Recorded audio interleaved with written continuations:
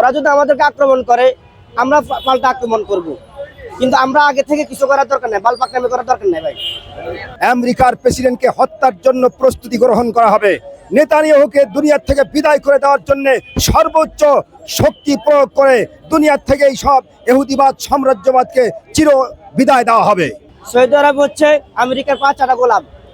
এই আমেরিকার পা চাটা যেদিন বন্ধ না করবে, আমেরিকার যদি পা না চাটে, পা চাটা বন্ধ না করে, ওদিন পর্যন্ত মুসলিম উম্মাহ শান্তি হবে না, শান্তি ফিরে পাবে না।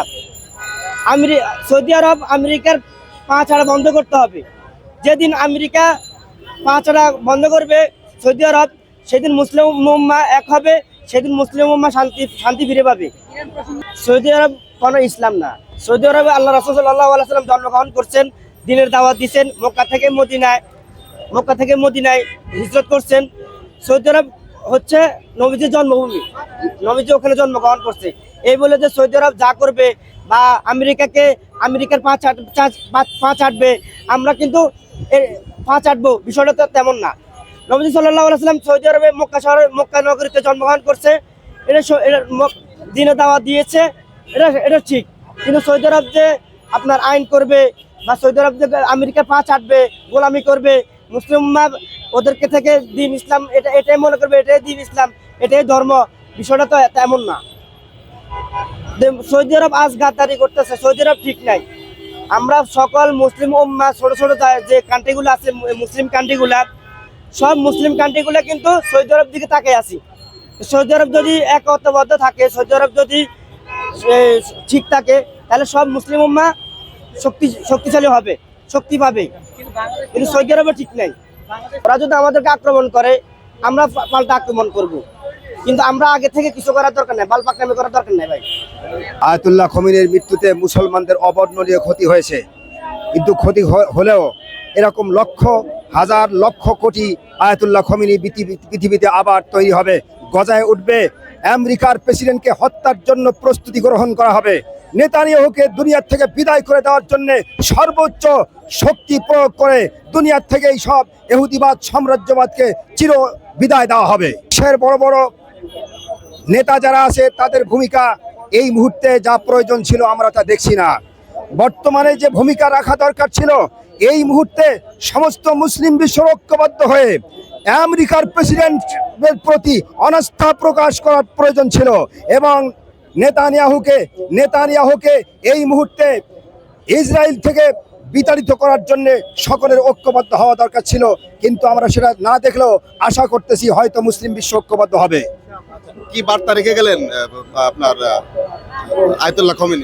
আয়াতুল্লাহ খমিনি মুসলমানদেরকে বার্তা দিয়ে গেলেন, মুসলমান যেন ইসলামের স্বার্থে, দেশ ও জাতির স্বার্থে ঐক্যবদ্ধ হয়ে যত শত্রু আছে, দুশ্মন আছে, তাদের বিরুদ্ধে লড়াই করে জীবন দিয়ে তারা শাহাদাত বরণ করতে পারে, এই শাহাদাত বরণ করে জান্নাতির সুদা পান করতে পারে, এই বার্তা নিয়ে তিনি দুনিয়া থেকে বিদায় নিয়েছেন। বর্বরচিত এবং ফেরাউনি গোষ্ঠী, নাস্তিক মুরতাদ, ইহুদিবাদ সাম্রাজ্যবাদ, এদের কাজই হলো পৃথিবীতে সারা বিশ্বে মানুষদের অস্থির করে রাখা, মানুষের অর্থ স্বার্থ লুণ্ঠন করা, মানুষকে কুক্ষিগত করে রাখা, মানুষের শক্তি খর্ব করে রাখা, জানোয়ারের মতো হিংস্র প্রাণীর যে চরিত্র এদের মধ্যে সেই চরিত্র বিরাজ করে। এজন্য তারা আজকে সারা বিশ্বব্যাপী মোড়লিপানা করতে চায়, কিন্তু একদিন আসবে এই মোড়লিপানা খতম হয়ে যাবে, এই মোড়লিপানা টিকবে না, চিরদিনের জন্য মোড়লিপানা দুনিয়ার থেকে বিদায় নেবে এবং মুসলিম বিশ্ব জাগ্রত হবে, মুসলমানদের ক্ষমতায়ন হবে, মুসলমান তামাম রাষ্ট্র পরিচালনা করবে একদিন ইনশাআল্লাহ। ডেফিনেটলি একটা ইম্প্যাক্ট পড়বেই মুসলমানদের উপর এবং সামগ্রিকভাবে গ্লোবাল অর্থনীতির উপর একটা বিরাট ইম্প্যাক্ট পড়বে। তো কোনো মৃত্যু এভাবে তো আমাদের কাম্য না, এইভাবে এটা তো একটা বিরাট ষড়যন্ত্র। তো এটা মুসলমানদের মধ্যে ঐক্যের অভাবের কারণে আজকে এই অবস্থাটা হচ্ছে। আমাদের ভূমিকা তো নাই, তাদের ভূমিকা অলমোস্ট নাই। তারা যদি এভাবে ভূমিকা রাখতে পারতো তাহলে আজকে এই পরিণতি তাদের হয়তো বা হতো না। মুসলমানদের মধ্যে ঐক্যের খুবই প্রয়োজন, এটা বারবার আমাদেরকে এটাই দাবি করছে আর কি, সময় এবং দাবি করছে, বিশ্ব এটা দাবি করছে যে মুসলমানদের মধ্যে আজকে ঐক্যের বড় প্রয়োজন। পৃথিবীর স্বাধীনতাকামী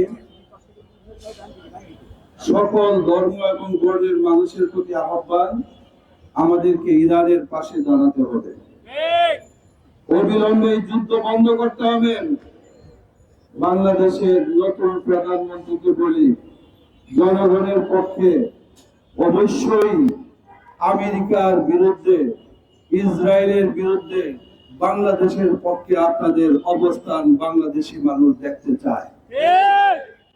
আমরা আজকে খেলাফত মজলিসের পক্ষ থেকে প্রতিবাদ করছি এমনটা নয়, সারা দেশের শান্তিকামী মানুষ ইরানের বিরুদ্ধে এই বর্বর হামলাকে সমর্থন করে না। ইতিমধ্যে আপনারা জানতে পেরেছেন যে এই হামলায় 2 শতাধিক শিক্ষার্থী নিহত হয়েছে। আমি বাংলাদেশের সকল শিক্ষার্থীদেরকে বলবো, আপনারা শিক্ষার্থীদের পাশে দাঁড়ান। ইরানের সর্বোচ্চ ধর্মীয় নেতাকে শহীদ করা হয়েছে, সুতরাং আমরা কোনোভাবেই এই